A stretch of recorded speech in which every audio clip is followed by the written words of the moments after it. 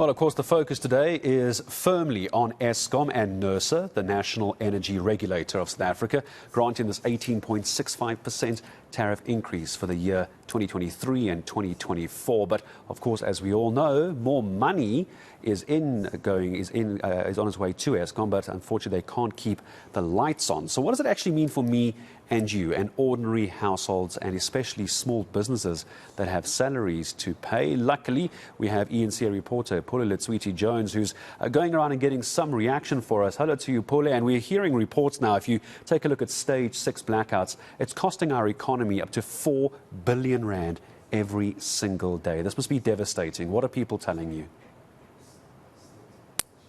Definitely, this has a knock-on effect on the economy, particularly as, one ironic moment that when we were on our way to the guest, it was quite terrible on the roads. You are delayed if you're going to an appointment. You get to see how the traffic is really, really quite congested. But of course, many South Africans also, quite outraged by the tariff hike, like you've just mentioned, from Nersa as well. If you go on social media platforms, you see how, people are irate and expressing some of their frustration as well. But we're getting now to speak to an analyst to find out how this will have an impact on small businesses, particularly SMMEs. Mr. Matiba, thank you very much for speaking to us on eNCA. Now, this is quite devastating. While the economy is still trying to recover, struggling, many SMMEs are quite, shocked. They say this may be, a step in the wrong direction for some of their businesses. Yeah, we know that a lot of this is regulated. So Nersa is regulated, Eskom's work is regulated, the tariffs themselves are regulated. But circumstances like this call for different measures and different tactics. And unfortunately for small businesses, if you run a fish and chips store, for example, like the one close to us where we live here in Remse, those guys have to close completely. Because firstly they were impacted by COVID-19. Secondly, now they were impacted by this heavy load shedding up to level or stage 6, almost 10 hours of blackout per day. That means they are completely dysfunctional. And then thirdly, now with an 18%, that amounts to serious pressure on their margins. And that indicates to you and I that their potential to survive under the circumstances is very, very, very slim. So essentially, what does this mean, this tariff hike? What does it mean for an ordinary South African? What does it mean for businesses as well? Well, it means that you are going to pay more for getting less. So you pay more tariffs, pay more fees towards your municipal electricity account if you are using third parties, for example. If you are buying directly from Eskom, you are still going to pay more, but you get less services. You get less quality services. You are often actually in the dark. If you are in the goods and services business where you have to distribute a supply chain, for example, those businesses are going to bleed severely because they can't deliver on time. The traffic is just impossible, as you've seen. And so from a margins point of view, this gives Eskom almost about 318 or so more billion for the financial year 2023-24. But for what it does for you and I, and what it does for small businesses, is a severe impact in that small businesses are already bleeding. They've already had to reduce their headcount. They've already let go of a lot of people. And so where we are at the moment, it's actually really we are asking small businesses to close. You are right. So I think they're going to be collecting just above 360 billion for this financial year as well. But now we hear there could also be another tariff, imposed of about 12% again next year.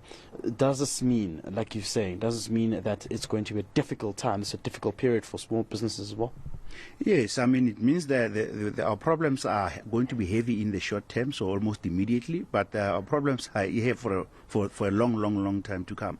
And we know that the president says his hands are tied because there were also court and legal proceedings. But at this stage, as I say, it's, different circumstances call for different measures. Maybe it's time for us to declare a national state of disaster so that we can actually allow government and allow the president to have some flexibility to save the many needed jobs that are actually being created by the small businesses that we are watching that are crumbling as we speak right now. As an analyst, do you think this was the time for government to intervene? I mean, we saw one similar pattern unfolding in the UK when then Prime Minister Liz Truss wanted to intervene with the energy crisis there. Do you think the President has to intervene? Because yesterday they held the National Committee of Ministers, which looks into the energy crisis portfolio as well. Do you think that the President has to say something? Because everyone is edgy, everyone is frustrated, everyone is angry. They want to know what's the plan. Yeah, leadership requires that he takes action. It's inevitable that he has to take action. It's inevitable that government must intervene because they have got access to policy instruments that ordinary people don't have. We only can go and vote, and businesses in a worse situation. They're purely reliant on the possibility of some degree of certainty from government. And so for us in business, at least at the bare minimum, you expect government and the President to just, for example, take a stance and take a position. And perhaps the discussion about a national state of disaster is not the best one, because in this specific context, similar to COVID-19, we are in the blackout. We are almost locked down at home most of the time, because trying to travel from here to Sandton takes you at least more than an hour, if not more. That's if you actually make it for the meeting, and when you get there, you hope that the load shedding schedule doesn't change. And in between this, there's also other economic factors that small businesses are facing. Our economy is not actually in the right space right now, and so we're already bleeding. We're already under pressure. Inflation is not so optimism around small businesses is really negative, and we're hoping that at least some type of intervention in the immediate term is required to give the President and his team the flexibility to change the rules of the game. And this thing about renewables is also concerning, and because for small businesses, the cost to set up an infrastructure just to survive for a couple of days or a couple of months or a year is just far more significant than the businesses are actually making. And so it's not a practical proposition to say that alternatives will help us at this point in time. We need to use what we have. We need to use the coal, and we need to fix the corruption at Eskom. We need to fix the theft. We need to get those people arrested so that at least at the bare minimum we have a functional economy from a small business perspective. And ironically, I see you also load shedded here as well.